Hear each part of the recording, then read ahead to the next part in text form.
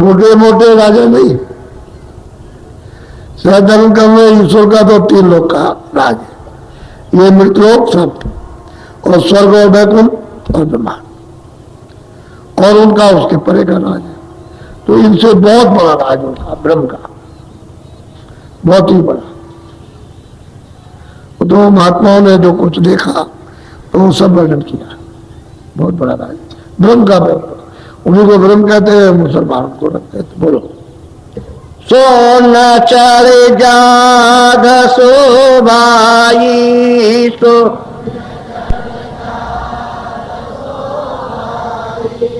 सूरत से मान शरणाना।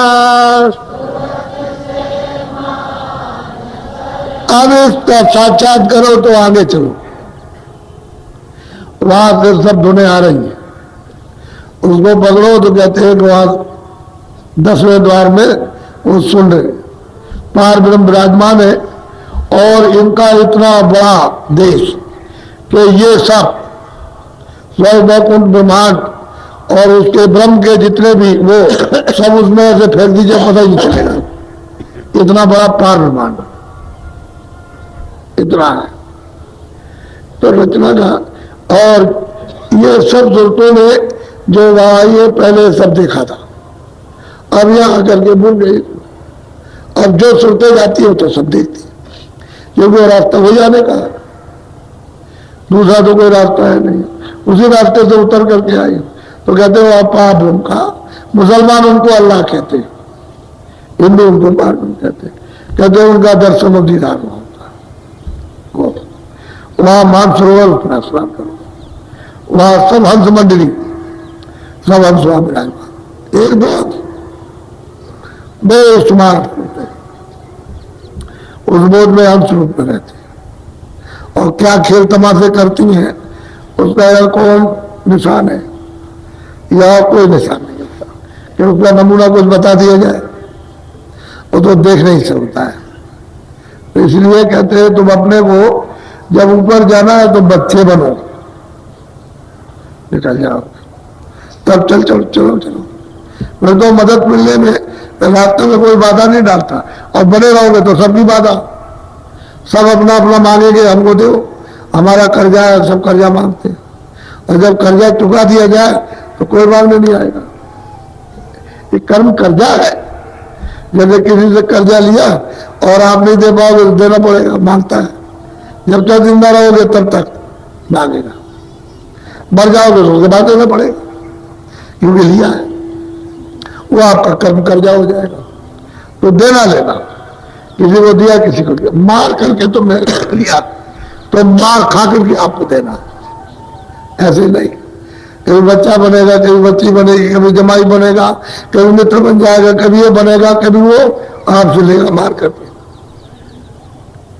और तुमने प्यार से दिया तो प्यार से लेगा, वो जैसा लेता देता उसको वैसे ही देना पड़ता। इसी की तो दुनिया है, इसी पर तो ये सब टिकी हुई है।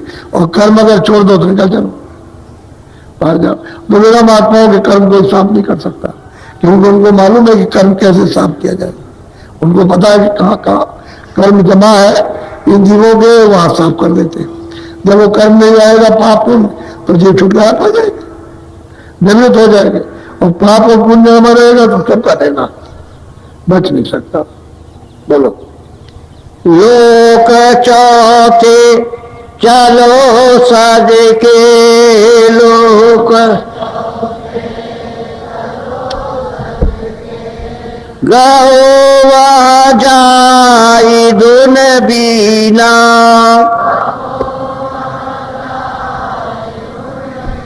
कहते हैं भाई वो तो सत्य देश है, वो तो सागर है, वहां वहीं से सब लोग आए, ईश्वर भी वहीं से आए, खुदा भी वहीं से आया, ब्रह्म भी वहीं से आया, पार ब्रह्म यानी अल्लाह भी वहीं से आया, सब वहीं से आए, उसी ने इनको भेजा। और हम सब जितने भी रुए हैं चर पशु पंछी कीड़े मकोड़े, छत जल में थल में आकाश में जितने रुए हैं, ये स्वर्ग में वैकुंठ में विमान में सब पत्रों से उसी सागर से आए, वो अपराध है।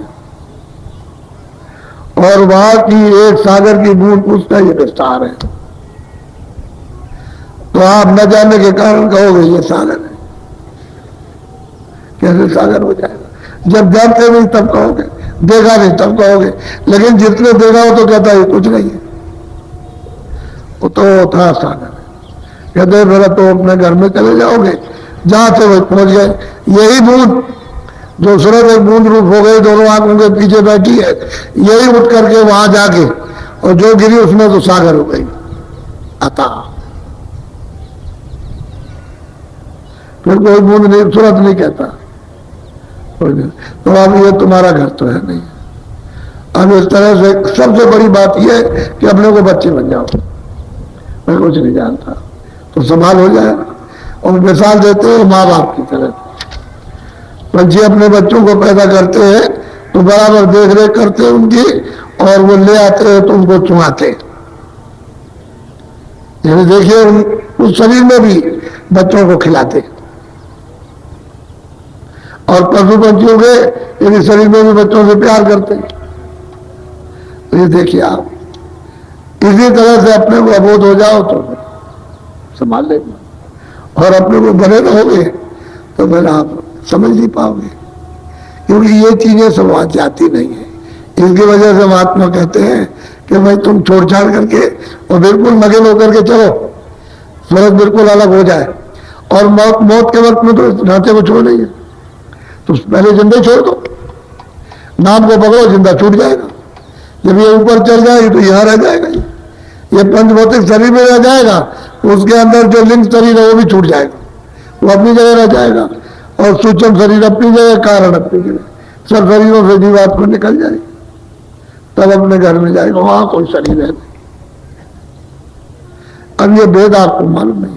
जब तक वो नामदान नहीं देंगे और सत्संग आपको नहीं मिलेगा तब तक कुछ नहीं समझ में आता। जब नामदान देंगे और सत्संग सुनेंगे तो समझ में आने लगे, फिर आप करेंगे, उस रास्ते में चलेंगे, भजन करेंगे तो उसमें अनुभव होने लगेगा, समझ में आने लगेगा। ऐसे दिया क्योंकि बहुत दिन हो गए भूले में, नकार गए, कहीं दूर कहीं कुछ नहीं है, सब धोखा, ये सब झूठ है। अरे झूठ नहीं है, दरवाजे में बैठ करके क्यों झूठ होगा? जो सही सत्य है वो तो न जानने के कारण सब झूठ। अंधा आदमी कहेगा सूरज नहीं है तो इसके माने क्या सूरज नहीं है? सूरज है, लेकिन अंधा कहता नहीं। बहरा कहता है कि किसी का काम नहीं होगा, लेकिन कान है, जो चीज है वो तो है। इसलिए अज्ञानी लोग कहते हैं कि ईश्वर नहीं है, रास्ता नहीं है, जीवात्मा कुछ नहीं है। जीवात्मा अलग है, मन अलग है, बुद्धि अलग है, चित्त अलग है, प्राण अलग है। वो तो इसके औजार है कि जिन जिन तत्वों में आई वो औजार लगा दिए। अब वो औजार काम कर रहे हैं, इन औजारों को अपने अपने जगह पहुंचा दो, तो इसको अपनी जगह पहुंचाओ, छूट जाओ। लिंग शरीर के औजार को वहां पहुंचा करके उससे अलग हो जाओ, सूक्ष्म शरीर के औजार को छोड़ो, उस भंडार में उससे अलग हो जाओ। तो अपनी अपनी जगह जो तत्व है उसको छोड़ के चल दो, और वो है वहां उससे काम होगा। वैसे नहीं होगा, कोई रास्ता नहीं होगा। तो आज 8 तारीख है, कल 9 तारीख है। कल भी सुबह वही 6:15 पर घंटी बजती है, 6:30 पर शुरू हो जाता। वो सत्संग तो मिलता ही है, लेकिन ये टाइम सुबह 7:30 का और शाम को 4:30 का।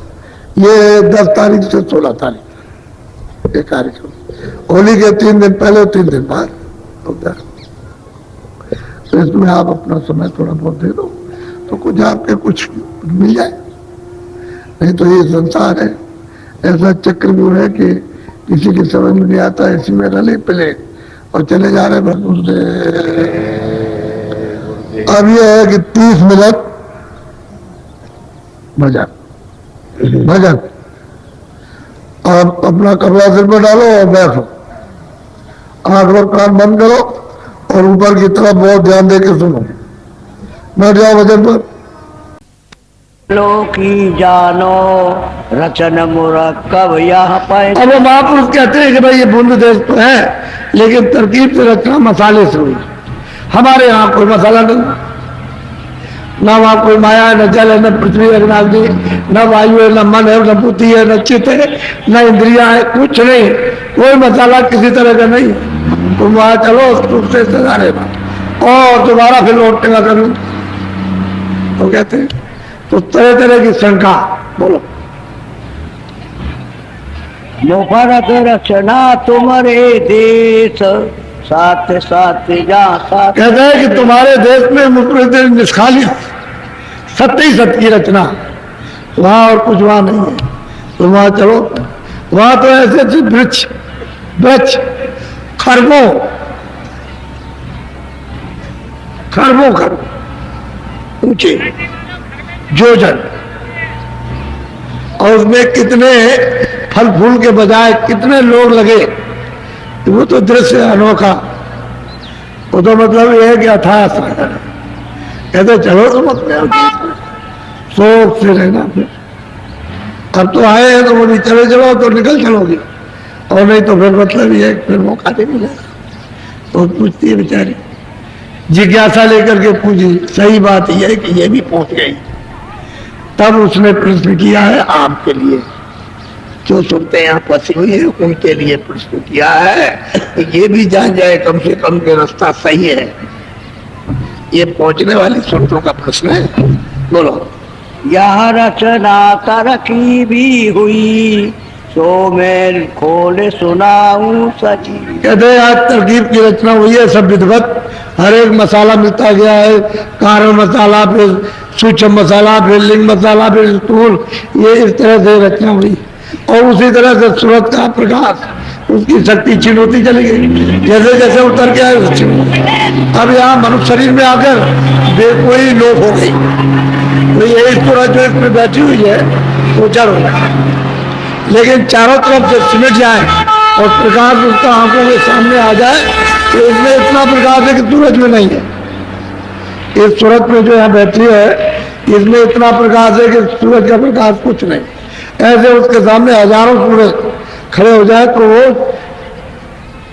तारों की तरह से छुप जाए, इतना प्रकाश है जो इन सब के अंदर यहाँ पर बैठी हुई।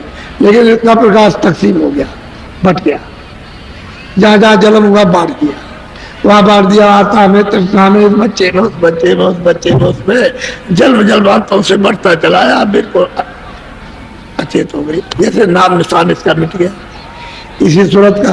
अब कोई ये कहता थोड़ी कि सूरत है जीवात्मा, कुछ क्योंकि मालूम नहीं किसी को, तो महात्मा इसको बरामद कर लेते हैं धीरे से, सब जगह से प्रकाश समेट कर और यहाँ ले आते हैं और कहते हैं कि चलो अपने घर की तरफ। तो मैंने शब्द का उपदेश किया और सीढ़ी बना रखी है, सीढ़ी कहते हैं पौड़ी, पौड़ी को ही सीढ़ी कहते हैं। क्या तुम चलो उस पर चढ़ चलो तो सच्ची नगरी बड़े आराम से चले चलोगे और मैं तुम्हें हर जगह मिलूंगा। बोलो। मुफरत बूंद हमारी आई, दूसर माया आने में। कहते हैं कि भाई वहां से बूंद आई हमारे साथ साथ माया और प्रकृति आई, और फिर आद्या महाशक्ति कहते हैं कि साहब सिलसिलेवार सब, वहां से ये मसाला मिला कि ये तैयारी हो गई। अब त्रिकुटी ब्रह्म स्थान में पहुंचकर स्त्री का पुरुष का कपड़ा पहरा दिया जाता है, ये स्त्री का ये पुरुष का। तो जब तक यहाँ जन्म मरण होता रहेगा नर मादा, वो जो मादा है मादा ही रहेगी, वो पुरुष कभी नहीं होगी। और जो पुरुष है पुरुष ही होगा, चाहे 84 में जाओ चाहे 90 में जाओ, पशु में जाओ पंछी में जाओ, नर नर मादा। लेकिन जब उलट करके चली जाए और वहां कारण शरीर को समाप्त कर दे और ब्रह्म के ऊपर चली जाए, बस सबसे अलग हो गई, ना उधर स्त्री ना पुरुष। दोबारा अगर कभी जरूरत आए तो वह स्त्री का सवाल ही नहीं, तो बीज ही खत्म हो गया, बीज खत्म हो गया जो स्त्री पुरुष का था, बीज ही नहीं। बस फिर इसके बाद तब छुटकारा होता है, नहीं तो स्त्री पुरुषों में छुटकारा हो ही नहीं सकता। तब किसी को मालूम ही नहीं है कि कहाँ पहुंच करके स्त्री